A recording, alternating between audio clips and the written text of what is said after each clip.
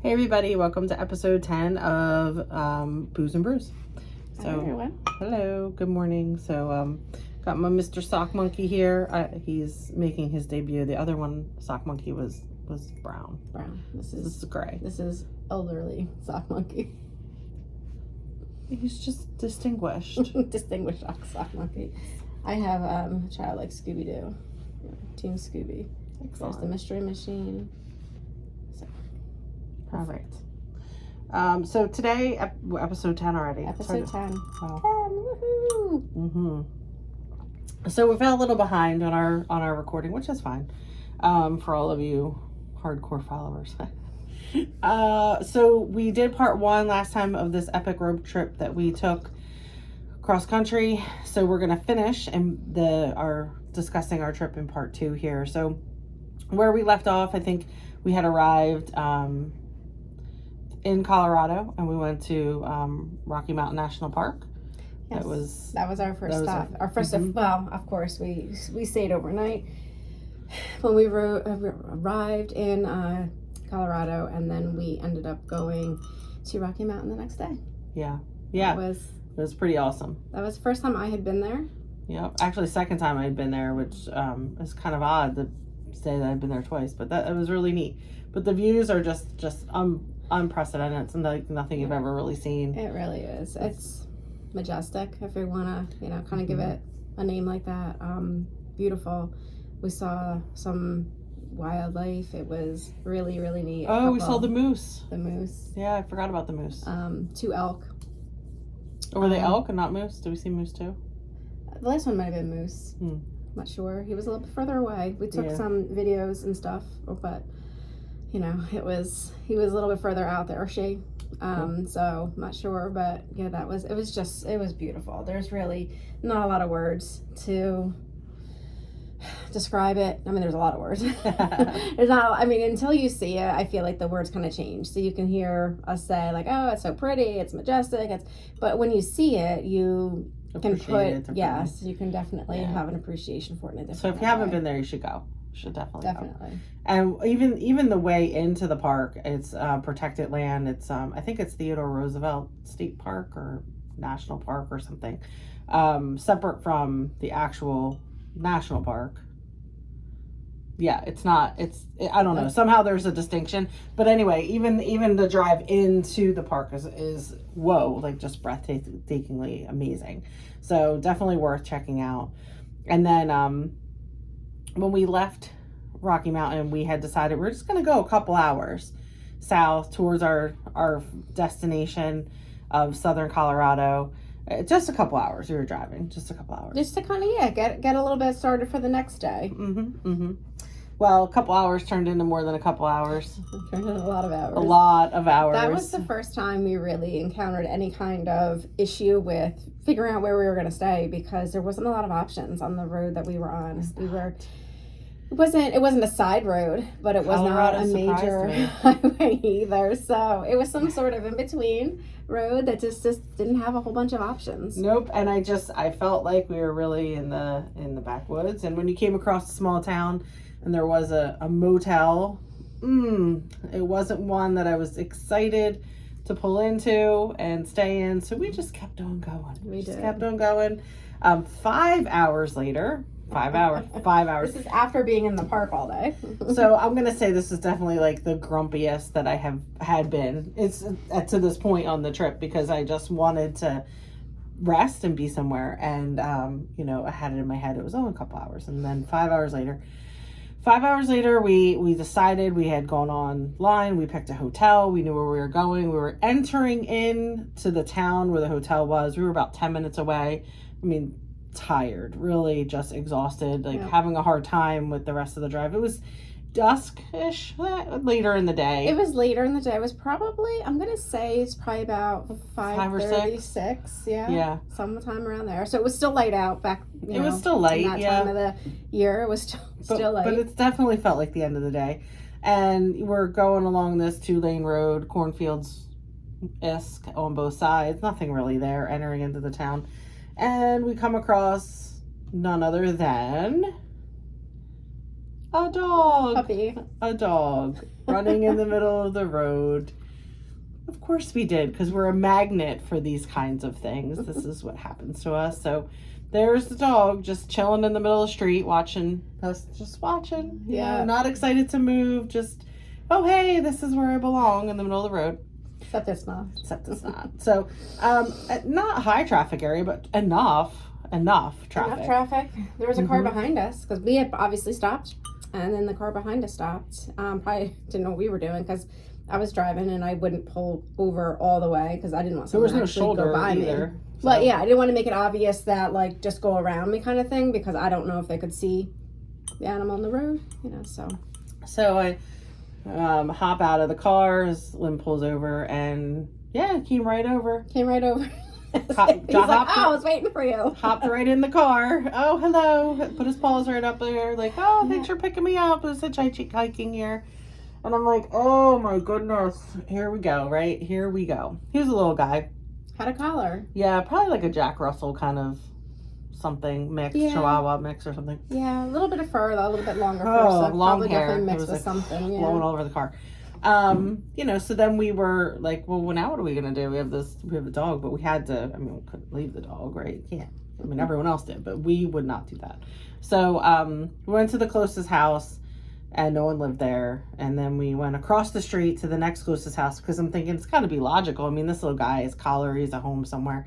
He's got to live right around here. It's about a half mile, felt like, drive back to this house. It wasn't quite a half mile, but it was far. It a was, good quarter mile. A little bit few and far between the houses there. And so we pull up to this house, little house, and I was going to say in the prairie, but in the cornfield. And we pull up, and I looked at Lynn, and I said, I'm not going up there by myself. Not doing it. So we all get out of the car. All of us, we get with the dog. Like I have had the dog more than 10 minutes. I don't know.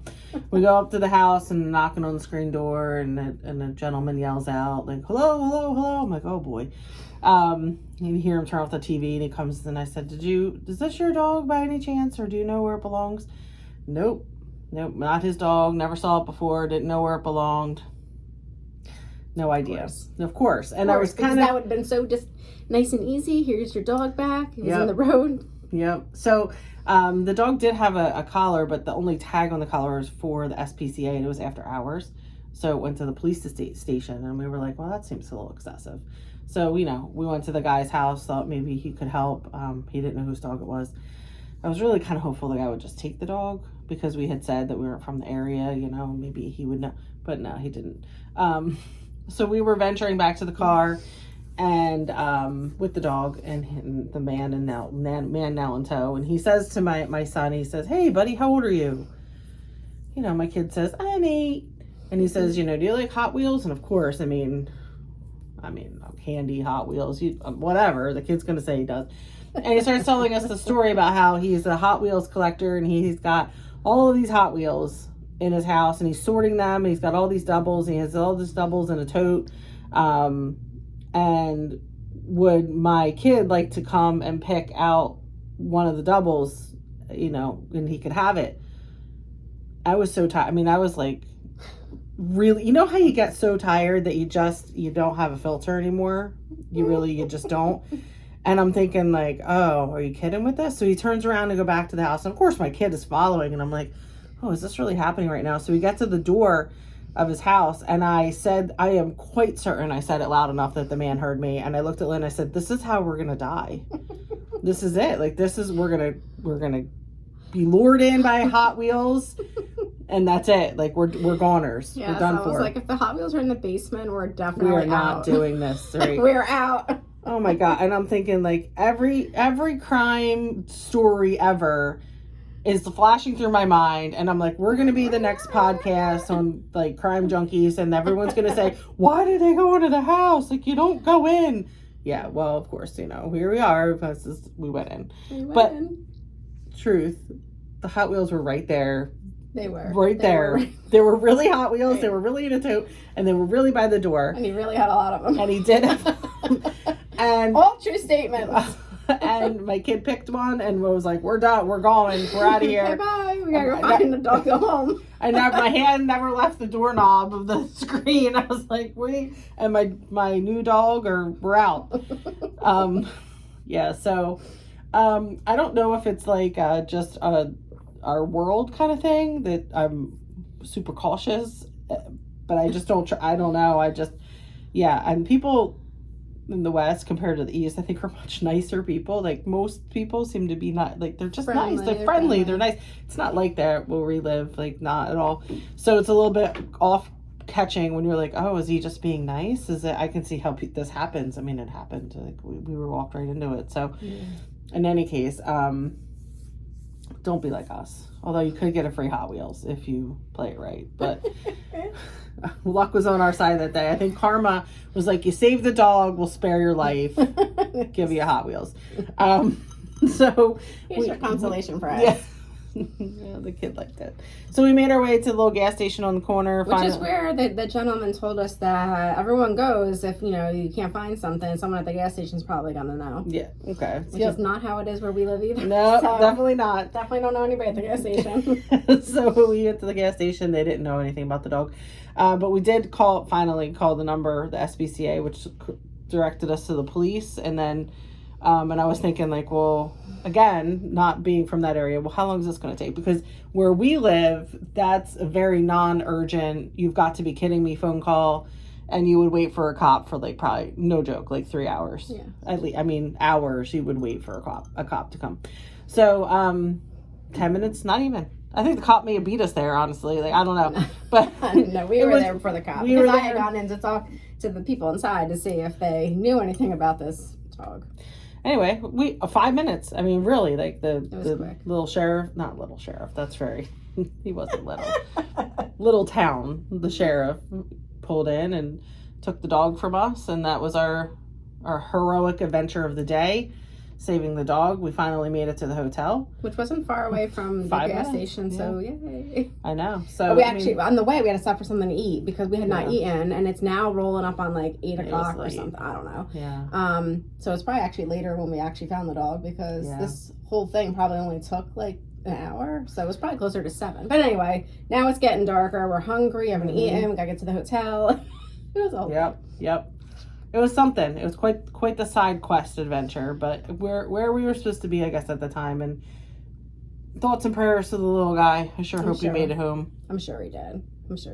I hope he did. So the next day we ventured to yet another national park. We did. It was actually ended up being very close to the hotel, which was not planned. When we were going for our week-long destination, we were actually planning to drive back towards, it was... Great Sand Dunes National Park, which I didn't even really know very much about. Yeah, I didn't know either because I just knew that there were going to be 4, I think, national parks in Colorado that we could go to, but this one was definitely unexpected in terms of what it was, and it was very close to the hotel. So we left the next morning, went there, spent a couple hours. It again, the sand. We talked about sand dunes in the last episode. It's pretty amazing. I didn't know there was so much sand inland. I think about sand and going to the beach, right? We're in the middle of the country and there's sand everywhere. It was, we did not venture very far into the actual area. Well, I didn't because, a year ago I tore my Achilles up and sand and me are not friends. Well, it was like walking on Lynn the beach. Huffed it out there. I did, just to the first little, dune, I guess. Because they went up, people will hike for hours. Do they stay out overnight out there? I don't remember what people said. But you can sled down the dunes. You can sled down. Yeah, we did not do that either. No. But, I toughed it out to the first one. Very unsteady because it's walking in sand, and it's like walking in thick sand for quite some time. Like, I don't really know how far it was. And they recommend you not take your shoes off, which is so counterintuitive to like any type of beach walking. Yeah. I did not take my shoes off, which probably was better. Probably would have rolled my ankle. But the sand was very thick. It was hard to walk through, and it took me kind of a while to get out to the first dune, which is just where I wanted to get to. I decided at some point that was my destination. Probably halfway there, I was rethinking the destination, but I had already said it, so I had to go. It's my own rule. So I did. I went out to the first dune, took pictures, took selfies, called my husband, and be like, "I'm calling you from a sand dune," which sounded exciting. And he's like, "Okay." I know, he's probably like, "All right, like, what do you mean? Like, all right, we see these all the time. They're like this big." No, they're not. Like a mountain. So anyhow, and then I had to walk all the way back, which seemed somehow quicker. I doubt it was, but it seemed quicker. So it definitely took me some time to walk through the thick sand, but I made it. Yeah. It's exciting. So we were there for a couple hours. So it was really cool. It was really neat to check off the list as experiences, for sure, to see all of that in the middle of the country. Yeah. And how the sand doesn't just blow away. I mean, they have storms, they have wind, like they're created it's just there. And it's it's amazing. I'm sure I see pictures a lot of times of the actual explanations of things because I forget clearly. But I can go back then and read about it and be like, this is how it's made. I'm not going to bore you with that, but it's interesting that they're just there. Like, then they don't get washed away. They do migrate and move a little, but not, not like you would think. Yeah. Not like a little dust storm and there's no more mountain of sand. Yeah. It's interesting. Definitely not. So then we drove west into southern Colorado, and we ended at Pagosa Springs, which is where we stayed for a week. And we had little side quest destinations from there, which was really fun. We took a rest day the first day. We definitely did. We've been driving for a week, a long time. Yeah. I don't even know. Yeah. And it's direct would have been, I don't know, what is that, like 28 hours direct or something? So, which we obviously didn't do. So we clearly had added on a whole bunch of time. A lot of time. A lot of time. It's okay. It was awesome to see, but yes, we added a lot. So then when we were there, one of the things we did is we took a train ride. We booked a scenic train ride in New Mexico, which was yet another new state for us. So we drove not very far south into northern New Mexico, and we took a train ride that crossed into New Mexico to Colorado and then basically back. But we got to see some pretty awesome landscape there, and how it was, different than other places we had seen. What else did we do there? We went to Chimney Rock National Monument. There's several Chimney Rocks. Like one per state. There might be. We stopped at the Chimney Rock, I think, was that Nebraska? We saw a Chimney Rock. Yeah, and then so this is Chimney Rock in Colorado. Yeah. Which is also a Chimney Rock in North Carolina, which we've been to. There was also a Chimney Rock in Pennsylvania, which I've been to now too. So I may have been there, but been to a lot of Chimney Rocks. This is a national monument, not a national park, which we learned the difference of. Because I had asked our last national park we went to. I had asked a ranger what the difference is between a national park and national monument, and his answer, I wholeheartedly felt when he gave us the answer that it was just not correct. And I think that he really felt like he should have known the answer and sort of made it up as he went, because he was like, a national park is like, it's like big, it's like a park. Yeah, where you can spend time. That's not the answer. I appreciate it, because I didn't know either. So, okay, this is not... But what we learned was that a national monument is deemed a national monument by the president. The president will sign into law that this is now a national monument protected space. A national park is voted on by Congress. Yes. So, different, but cool nonetheless. Yeah. So we had found out that Chimney Rock, which was very neat and ancient, and there's a lot of speculation as to how these settlers ended up so high, the Indians, on this mountain, because there's no water at all, like for not millions of miles. It's a little facetious. Very far. Yeah, like there's no water source. It's very inland, and there weren't man-made lakes. No, exactly. There's like we're talking like. And the hike up, thousands of years ago. High, but they suspect that they settled there because of the way the rocks form at the top, and every 18 years. 18 and a half years, the moon comes directly between the two chimneys, I guess. And yeah, so they suspect that they were doing studying the skies and doing some type of astrology work, and that's why they'd settled there. There's other theories as well, as like invaders and stuff like that, and protecting land and stuff. But in any case, it was really cool because there was a lot of discussion about astronomy and the position of the moon and how long it takes to get between these two rocks in particular, and what the symbolism of all that. So it was really neat. It was definitely neat. It was really cool to see. Again, one of these things that I feel like on a regular trip, when you have, I don't know, more things that are, planned differently, not something you would probably take the time to go see or something. It was really, really, it was neat. It was for sure neat. And then we headed out another day to yet another national park.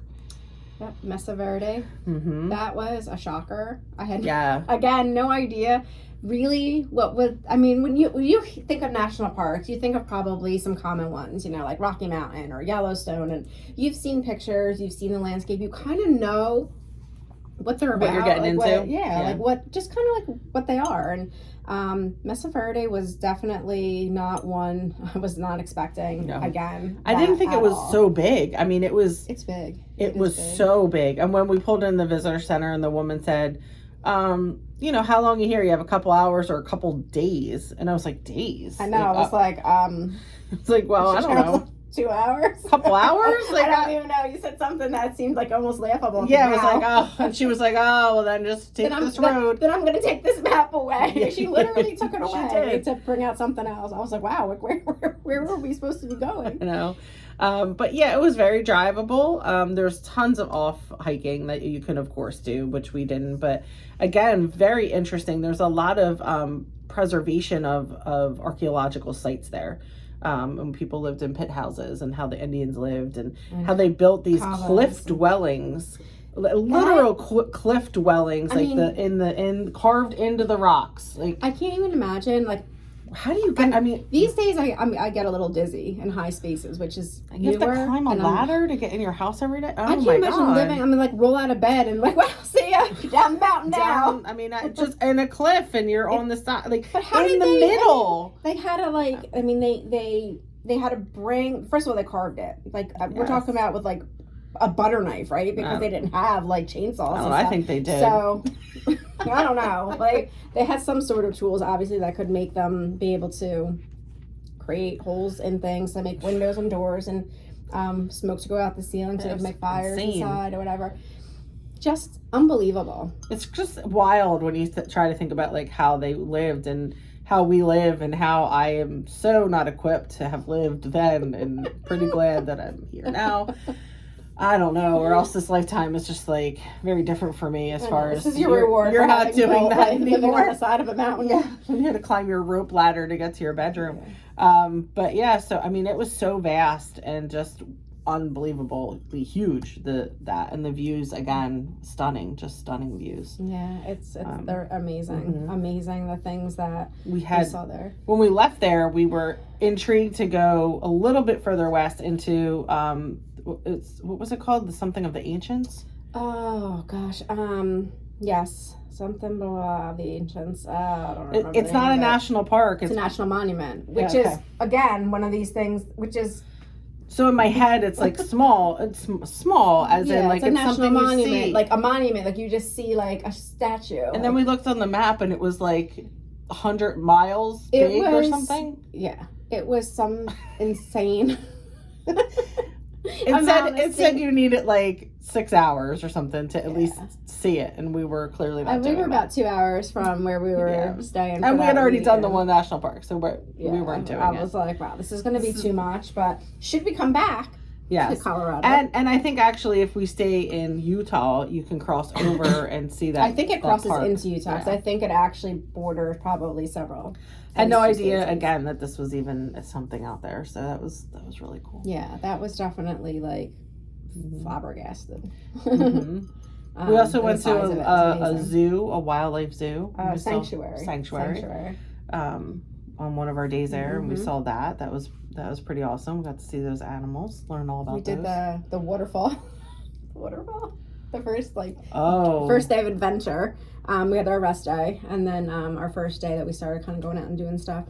The trickle. Yes, it was supposed to be a Treasure waterfall. Falls. Treasure Falls. Thank you. I couldn't think of the name of it. I think it was I think Treasure Falls. You know how they say, you know, pirates and stuff would like dupe you and to be like, oh, you go to Treasure Falls, matey, and there's going to be something beautiful there. In the meantime, they've stashed their treasure somewhere else. That was Treasure Falls. Yes, there was like literally a trickle of water. I mean, the bathtub probably runs faster. Yeah, for sure. I was really and not. has more water. They had been in a little bit of a drought. So obviously the water was not. Google did lie. The pictures were much more stunning. The pictures were pretty. It was still pretty what we saw. It was definitely pretty. But it definitely seemed like we were missing out on the actual. Like, had it rained maybe at all in the spring, it would have been much prettier. It didn't rain at all on our trip, which is until didn't. we were like almost home. Yeah. But Treasure Falls did bring yet another adventure. It wasn't a new side adventure. It was. Mm-hmm.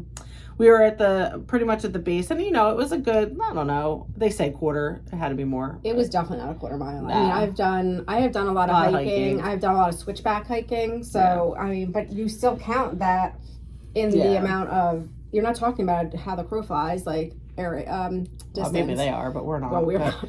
And it was between a quarter and a half mile, probably, but up, you know, straight up, and you parked on the side at the trailhead and walked up. I mean, it immediately started up. We're in Colorado, and we're pretty close to the base, and we had run into 3 people hiking, and they were seniors, very obviously seniors. I mean, and I was thinking as we were passing them, they were very friendly. They said hello, and I was like, wow, I mean, good for them. Like, I'm kind of complaining, and I haven't even started this uphill thing yet, and here they are, very much in their 80s. Yeah, and taking their time, but they're doing it. And I happen to, this is like the intuitive part, right? I'm very non-observant. I always get made fun of by my family. I don't notice anything at all in my surroundings. It's terrible. But, you know, I think this is because my intuitive gifts work, and I rely on other senses where they actually rely on their environment, and I don't. Right, they rely on sight, and you're like, I have my third eye, and that's what I'm relying on. But for some reason, I looked down, and I noticed that the woman was wearing sandals. And I thought, thin sandals. Like not dressy sandals, but summer sandals. Not. We were wearing sandals. Like sneakers and boots, and I was like, oh, like that seems odd that she's wearing sandals. Whatever. So we said hello, and we chatted for a couple minutes. They said they were taking their time, and we said we were too. And we ran into them one other time, I guess, on the way. We stopped to like read or and they kind of had met up with us, and then we went on our way, and we made it to Treasure Falls before them.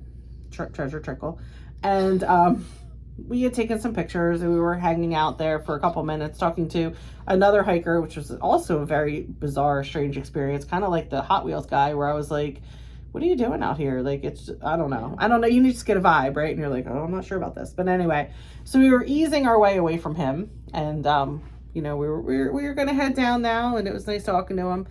Collected the child, here we go, we're gonna start hiking down. As we start our hike away from the falls, the 3 people in their 80s had made it there, and they were puffing. I mean, I was too, probably, but but you know, we were like, oh my gosh, it's so great to see you, we're so glad that you made it, you know, all the way up here, and they were chatting about how more strenuous it was than they thought, and how she definitely wore the wrong shoes, and we were, I don't know, 10 feet away maybe. A little further than that, because of the way you kind of were from. There was like a little bridge that you crossed. You could see it at that point. That's where we were taking pictures and whatever. We didn't go all the way to the top because there was no water, so that was pretty much going to be it for us. And so when you came off the bridge, you kind of had to go uphill. Maybe like 4 or 5 feet uphill to kind of come back, kind of curve around to go downhill the trail again, because we're sort of, this is like a side shoot of the trail. So it was right before the bridge. I mean, and there's a bridge for a reason, right? Because there's nothing under the bridge. Like it's a bridge. So the one woman was getting ready to cross the bridge, and we were facing the other way, but we all heard her yell out. She let out the scream, and you turn around, and she was sliding down the embankment next to the bridge. She didn't make the bridge. So she was, like sliding down the hill, and she had dropped her phone, and it was scary. I was like, oh my gosh. I mean, to watch this 80-year-old woman just slide down. I mean, she probably slid. It sounds more dramatic because, I mean, she probably only slid like 10 feet. I don't maybe not even that far, but it was the steepness of it. And luckily there was an old stump kind of out of the ground, and that is what caught her, because past that She got snagged on it. I think she, because it went down into like a rock, and then after the rock it was it was a rock, maybe not a stump. No, there was a stump. Oh, there was a stump, okay. and then no, it was like an old post or something. It was something. It was something that was able to, that her feet, like this was like, and if but past that there was nothing. I mean, it just slid down into like a rock and then nothing. And I think it got even steeper at that point, and it ran over, and her friend, who was even older, I think he might have been 88 or 86, I think he said. He older. She, I think, was 80, and I think he was like 80, 86, 85, I don't know, but older. And you know, he's trying to, now he's getting down on the ground, and I'm like, oh my God, like he's trying to pick her up. To like pick, and I'm like, okay, stop. let's take a second. And so we ended up obviously helping this lady kind of back her way up, because you couldn't really go down to get her because there was nothing to really hold on to. No, there was nothing to grab. So she's kind of on her bottom, and from her bottom she's kind of scooting back. Now, we did send Cheryl's my son down in front of her to kind of help, like, stabilize her and push her up. He literally stood his little self on the edge of that rock and put his hands on her knees and kind of started pushing her this way, mostly so that she wouldn't keep sliding this way. Yeah. But he just kind of kept putting that pressure, like that stabilizing pressure on her knees, and just making her, but she was all ripped up and bleeding, and oh my gosh, it was so... Oh, it was, I feel like had it been wet or something, this would have ended in like a helicopter evacuation. Like, it was bad. It was bad. Yeah. Me and the gentleman were both on like I'm on my knees. He's kind of more sitting trying to grab her. So between all of us, and Cheryl's on the other side of me, and we ended up finally being able to get enough under her arms and to be able to like kind of pick her up and bring her up more. But then we get to the top, and she's half standing, and he's trying to hold her from behind, and then they both fall backwards the other way and almost went down the other embankment on the other side of the bridge. And at that point, Lynn was like, "Stop it! Stop! No, we're not. No." So and I was like, "You gotta stop it! Stop picking her up! You're not doing it anymore." I didn't quite sound like that, but it was awesome though. It was funny, but I was awesome. I was just like, okay, I got her. You hold on to the bridge, please. Stand up. And he's like, and he kept saying, I'm fine. I'm like, I have no doubt you're fine, because dude, at like 85, 86, like you're kind of like moving around, like you're a little bit of like a ninja, and you know, not really close to your better age. Than me. I'm like struggling here, but I also at this point, I didn't just fall over, like, so I got her. Like, we got everybody's standing up at this point. Everybody's okay. The third lady is definitely like standing there like, oh my gosh, like so nervous, which I would be too. I mean, I kind of was, and I don't even know any of these people. But that and then we insisted that we were going to hike down with them, walk down, and they were like, no. I'm like, no. We didn't give them a choice. We're like, no, we're walking with you. We're all walking together. We're all walking. like, because I'm going to end up putting you on my back and piggybacking you down the hill. I just want to make sure you're back at your vehicle with a bottle of water or whatever you need. And there was at the base of the trail, the gentleman's wife, who decided not to hike up. Smartly. I think she had COPD, so she was out for this like little bit of a hike. So of course, as we get down there, she's kind of, I feel like she was out of the truck. She's kind of like, I feel like pacing, almost kind of thinking like, this is taking a long time. Yeah. Because it was probably, a quarter of a mile. You think like, okay, I can like walk that in like 7 minutes, and see it walk down. But it had been now a significant amount of time, and I think that she was probably out of the truck because she was worried. Rightfully so, apparently. Yes. So. Yeah, but that so was definitely like heroic effort number 2 on our. I know, like, can we just have a vacation? Man, the timing though. So while Treasure Falls was really Treasure Trickle, and we were kind of bummed about that, I think that we were in the right place at the right time on purpose. This is where the universe places you right where you are. Yeah, and like we didn't have a plan when we got there to do anything in any kind of certain order. We tried to do like a little bit further of a drive something, and the next day maybe not as far. So we had a loose plan. So the fact that we went there on this day at that time. And then I also think that the weird guy that was on the bridge, who's probably not even delayed weird, us. He was sent there on purpose to delay us by talking with us so that we stayed, because we would have been gone and we would have passed them on the trail and we would have missed all that. Absolutely. And, I don't know. Who knows? I'm sure that the guy would have been able to help. Somebody else maybe would have been able to help. I think one of the major takeaways for me, which is kind of a knock at the human race, like there was another family there.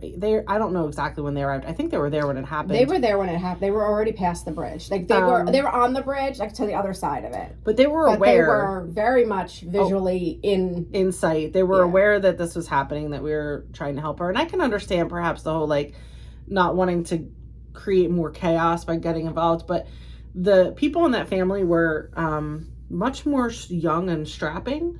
Yeah. Than we were. So the what I assumed to be the son, because it looked like maybe a married couple and maybe like their son. And he's older, 20s. Yeah, I was going to say he has to be like somewhere like 19 to 23, like somewhere in But they were very hikery and shape people.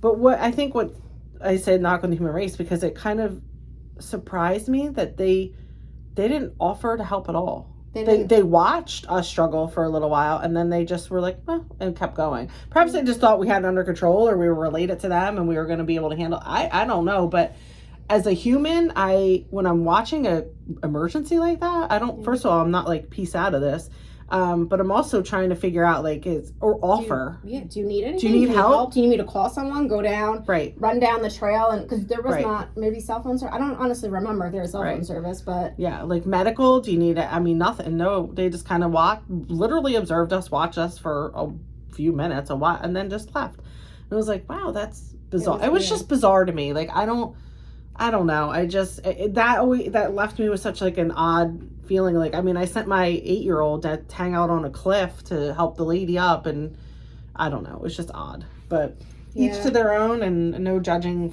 as to why they made that decision. Perhaps maybe we looked like we were much more controlled than we were. I don't know.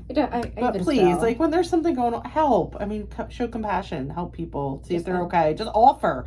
If the answer is no, then that's fine. But yeah, I think that we would have probably accepted the help. Perhaps we should have asked, but we very caught in the moment. So yeah, and it was happening fast. And like I wanted more. Like I wanted the lady to be off the incline for sure. Like, and that's what obviously we were. Yeah, our goal was. Yeah.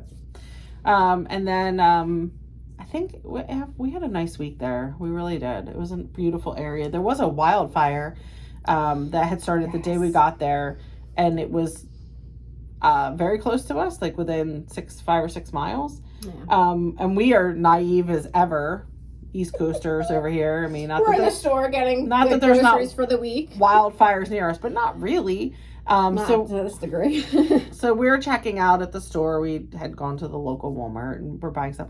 And there was emergency vehicles, fire trucks, things like that staging. And we were like, oh, you could see the smoke. I mean, in the sky. And I had asked the guy at the checkout, like, how close it really was. And he said that it was fairly close. And I said, well, when do we know when this is urgent? Like, what, evacuating wise? Like, what? And he, what did he say? He's like, it's urgent now. It's urgent now. I was like, oh, so we should return all that. We shouldn't be. Like, we should leave? And he's like, no. He's like, they'll tell you if you need to leave. And I'm like, urgent, but don't leave. But don't leave. I was like, yeah, okay. So I mean, and of course now my child is like very worked up and about the fire and the leaving and the evacuating, and oh my goodness, it's like it was a lot.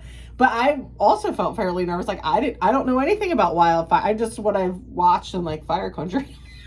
Just not the real, dramatic show, not really the premise of wildfire. But anyway, was really, I didn't know. I didn't really know what to expect. I didn't know really how to handle the situation besides just leave, I guess, if they tell you to leave.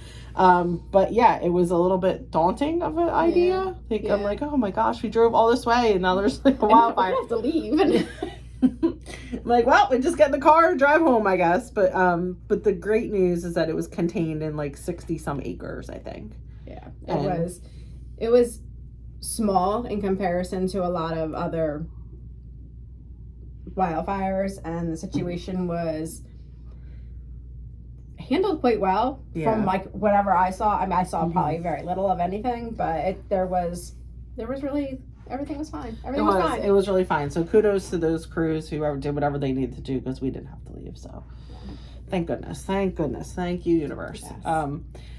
So after our nice stay in Colorado, we did go to the hot springs. Oh, we did. Yeah, I forgot that. Springs. Yeah, that was like our last adventure before we were heading out the next day to start to drive home, and that was smart of us and relaxing, because it was pretty chill. Hot. Not chill. But that was really cool. Yeah, so they had natural hot springs, and there was all these different tubs and pools and things like that you could try as in like sit in, because they're all different temperatures, but it was all natural water, not chemically treated. And they had anything from I don't know what the coolest one was. Probably the 80s. They had like a plungy one. That was that the one that was in the 60s maybe? Yeah. Which isn't even that cold. It's not that cold. We have much colder. Plunge across the hall here that's in the 40s. I think that that might have been in the 60s. And then there was like there was one, I think, that was right at like the river base. I think that was 80. Mm-hmm. And then I think the next coolest one might have been like 95. Yeah, but it was very neat. It was just a really cool experience to be able to go from one to the other and try different temperatures. And there was one called the lobster pot, which was, we didn't actually get in. I never got in that. It was like 100 and something degrees. 104? 100. No, it was more than that. 109? Maybe 109. Yeah. I would have. I think we just forgot to go to that one. And then there was another one. It was called, oh my gosh, what was it called? Because it was something that indicated that it was chilly. Polar something? No. What was that called? No, I forget. Oh, man. I don't know. The name of this particular area insinuated that it was chillier, and but it was closed off. And somehow we were right in that area when someone had come over, someone who worked there, and I asked about it. And she said, oh, we're required to close a pool if it goes over 119 degrees, I think. And this one was over 119 degrees. So not cold at all. I don't remember what. The name was definitely something that made me think it was chilly. I think it was supposed to be obviously sarcastic and whatever. But ironic, I don't know. Yeah, the ironic probably more so than sarcastic. Yeah. And I was like, oh. She was like, yeah, this one's like 130 something degrees right now. And can't get in it. I'm like, oh, well, I'm not getting in it. I wasn't even getting in the lobster pot. So, yeah. Yikes. Yeah, so it was really interesting though. But you could feel your body, like, I mean, very relaxing. Just very, very different experience than just kind of hanging out in a pool. So yeah, definitely kept you toasty.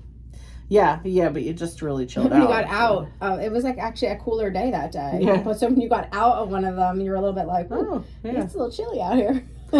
Yeah. And then so after that we had to venture home, but not really, because we saw some really cool things. For sure. Yep. We ended up heading into New Mexico for our ride home. So we caught New Mexico again, the northern part. Mm-hmm. And then we crossed over the Oklahoma Panhandle, which was yet another state for us. Yes. Got to see that. Nothing there, by the way. Side note, we did dip our toe into Texas. Cheryl and I have been to Texas, so it was a new state for us, but her son has not. We didn't count it as one of the states because, but just to say that we actually went into Texas on this trip, just for fun. It was like literally a driveway. Like a U-turn. I'm pretty sure that a lot of people do that because it was literally it was like there. Worn like that. So I'm pretty sure cars turn around there a lot. Or I don't know.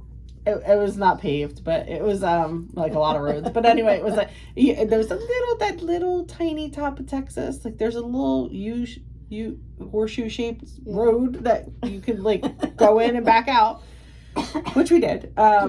And then the Panhandle. There's like nothing. There wasn't really anything there. No. And then into Kansas, where there was also not a whole bunch. Nope. And no, this the is biggest like wind farm, right? The biggest wind farm we'd ever seen. Yeah, that was cool. Never saw actually. I mean, I've seen a wind farm, but not like that. That was pretty cool. It was massive. It was just. Gosh, I always think like about like what it would feel like because they look like they're moving slowly. Yeah. And I always feel like I always wonder what it would feel like to kind of hold on to one and be able to go around. I'm not doing this, but just curiosity, like it's maybe faster than you think. I don't know, but anyway, it was really cool to see. Yeah, really cool. Yeah, a lot of grain silos. It was interesting. So, one thing I want to like jump in real quick too, like with the drive into and then back out of Colorado, we had to go through something. It was called Wolf Pass. Oh yeah. That stretch of road, there were some like first of all the inclines, like there's warnings everywhere, like you need to have like chains on your tires for winter, and maybe kind of think like I'm a little glad I'm not coming in winter because I think that I was a little bit nervous sometimes just with the height. You're on the edge like cliffies, like it's like it's something. But really really pretty, and it's nice to be a passenger on those trips. Anyway, back to now we're into Kansas. of lots of nothing. We did stop kind of a little east of Dodge City, which was fun. So because everyone knows about that, has heard of Dodge City. So we stayed a night in Kansas. I don't really think we saw very much, truthfully, in Kansas itself. I mean, we saw a lot of Kansas because we crossed it, but we didn't do a whole bunch of like side anything. Yeah. I feel like when we had that idea of like, okay, we're heading home, and like we now had more of a mission to get there. Yeah, like the time frame. Yeah, we had to be back by a certain day, so now we're a little bit more kind of scheduled than we were the whole rest of the trip. Yeah. But then we went from Kansas through Illinois, and we saw a lot in Illinois. Go to Missouri first. Oh, I'm sorry. Yes. Yeah. Sorry, Missouri. I'm like because we stopped at the Arch. Yeah. Yeah. So we went, I think, Kansas through Kansas City through. Yep. What other city? Well, maybe it was just St. Louis. We went from Kansas City to St. Louis. That's what it was. And we stayed in St. Louis for a night. Yeah, and then we ended up going to our final national park of the trip. We went to Gateway National Park. That was which I've now been to 3 times. I'd never been there, so I was so excited. Yeah. But it was. I had seen a little while back a video on how the arch was constructed, and I was like, wow, that's pretty impressive because, like you think about things being built in like today's time. So when you think about the year, the time it was, and the technology that's different and all that kind of thing, it's impressive like how they built this and still standing, and that you can go up in it. You take a little tram thing, it brings you to the top to be able to see it. It's gorgeous. It's the view is amazing. The Mississippi River. It's just so cool. Oh, so cool. But yeah, that was definitely worth stopping at. Neat experience. We had a little trouble figuring out how to get into it, but I don't know. I think it was too early in the morning for us. Like, I don't know what was happening. Especially since I should have known, having been there 2 other times. But yeah, I love the arch. I think it's just so iconic and symbolism of the West and stuff. So we left there. Now we went through Illinois, where I had a lot of fun in Illinois. Yeah. We stopped at a town. It had the largest. We were convinced by the app to stop because they had the largest wind chimes. But this town also had the largest of many, many things. Yeah. Many things. Ruler, pencil. What are some of the other things? Goodness. Rocking chair, mailbox. Yes. I'm like, I can't even remember. Bookworm, teeter-totter. I don't know. Yeah. I mean, it was basically like a little baseball bat. It was like a little adventure around the town to find all the biggest of everything. So now my phone's filled with pictures of very large items. I mean, it was weird though. Like you're driving along the street and then it's literally like the world's biggest rocking chair. I mean, stories and stories tall. I don't know. It was just very eclectic and fun. In Kansas, is that where we went to the Garden of Eden? Yes. And the largest ball of twine. Okay, so we did do side trips in Kansas. We did. It's funny because I'm like, wow, it seems like kind of fun. I was thinking when we left that hotel in the morning, I wanted to see the largest ball of twine, not to be mistaken from the largest ball of popcorn. Yeah, that was different. Completely different. So we did get to see the largest ball of twine, which was very cool. Fun. Pretty cool. And that I think they keep adding to. Like popcorn is the popcorn. Like they're not adding to that. But the twine ball is getting bigger. But the twine ball is getting bigger. Yeah. Like they keep adding to it. I think every And then holiday we season went close to there to we took another dirt road. That was forever to get there. That was a long dirt road. It really was. That was like But miles, also convinced by the app, in this little town, very unassuming, small houses, a guy, I don't remember when he constructed that. 50s, Yeah, maybe 1950s. He decided to take his little piece of land property, and he, in retirement, made all of these art pieces, sculptures out of concrete. And it was a interesting interpretation of his own interpretation of the Garden of Eden, and spiritual, biblical mixed with political. It was very odd. It was definitely odd. And they give you a little map with his interpretation of the story as you went, which I guess as he's constructed or finished them or put them up or whatever, like he wrote little blurbs, I guess, about all of them. So that's where.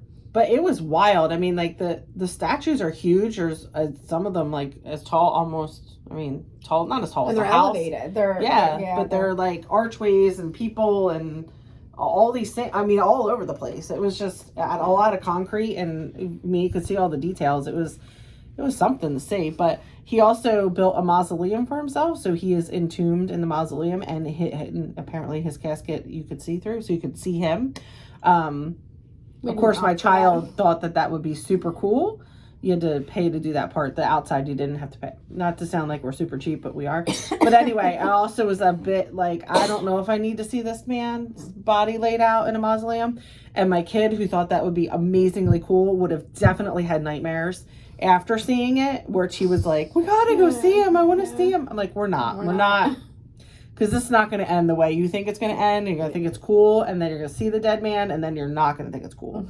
So we didn't do it. We didn't do that part. That was skip the dead body part. Bizarre stop. It was one of the so most weird. We saw. Yeah, and just like reading his interpretation of historical events and how he was depicting them, it was like, wow. This is where you really see the different realities, and different people have very different ideas.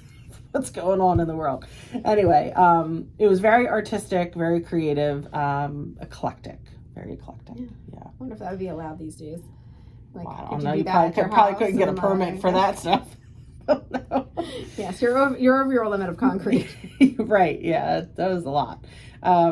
Did not expect to see that in that little town. But again, the app came in handy as to be like, stop here. It's worth it's a conversation piece later on in your life.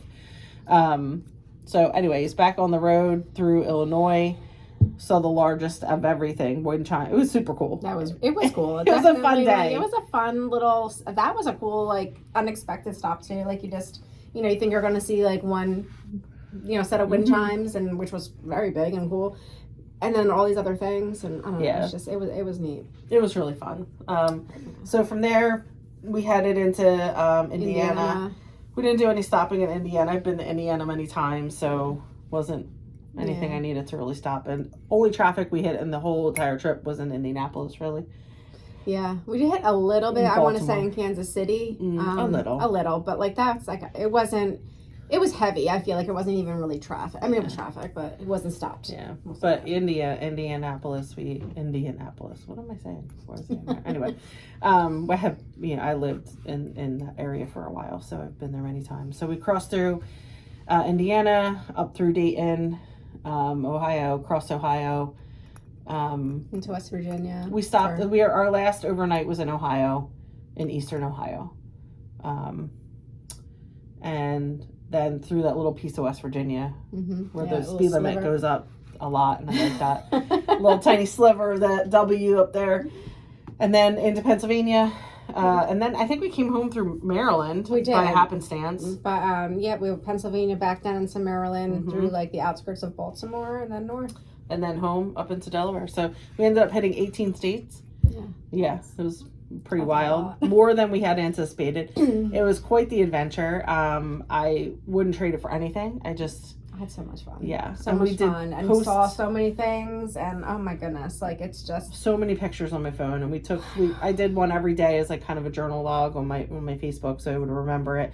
But people all the time are like, oh my gosh, I was following your story, your trail, your adventure. That was really cool. Yeah, it was really cool. It was really cool. Yeah, it was really fun to not, I mean, we obviously had a destination and sort of a plan in mind, but that whole idea of freedom and winging it was open road was amazing. Yeah. It was really amazing. It was And unexpected, except yep. unexpected in that we were obviously planning to do that, yep. But unexpected in that I just don't even think I could have imagined all the things that we would have seen. And I think we talked about this in the last episode, but now I'm motivated to get to the last 6 states that for me to have seen all 50. So I have 8 states left. 8 left, and I have 6. So we'll see. I hope to get I will get there. I'll get there. I'll get to all of them, but the order will yet to be determined. But I keep seriously, since we got back and we're all like, oh, we have to hunker down and do our, which we have obviously been doing, getting back to real life, but still in my head about what I still want to continue the adventure. Yeah. When is the adventure continuing? So, for sure. To tell you that it was the most perfect timing, that we had everything in order, that it was, it was not. It was really not. It was not necessarily perfect timing. We planned for it, but there's never a good time to take off for that long, to close your business, to pick up, to leave, we were fortunate enough that our husband stayed home to take care of our animals. That came out not the quite way I wanted it to, but yes, we're grateful that they were willing to stay behind and do that. And to take care of our pets so that we didn't have to have someone else do that for us. There's never a good time. There's never a good time to pause to do something like this. You literally just have to embrace the moment and do it. It doesn't come a lot or often probably, so do it. I mean, we had a lot of stress going into that idea. The whole we're doing this. I'm like, are we doing this? It was not a hard decision, but it was a decision. It was a decision that we had to keep reaffirming. It's okay. We can do this. We can figure this out. Yep, and you do, and you figure it out. We figured it out along the way, and it was a lot of fun. So sure. So if you have the chance to do something crazy like that, you should absolutely do it. And as we started this, and we're like almost near an hour, it's like I don't have enough to talk about. No. Yeah. Well, we did.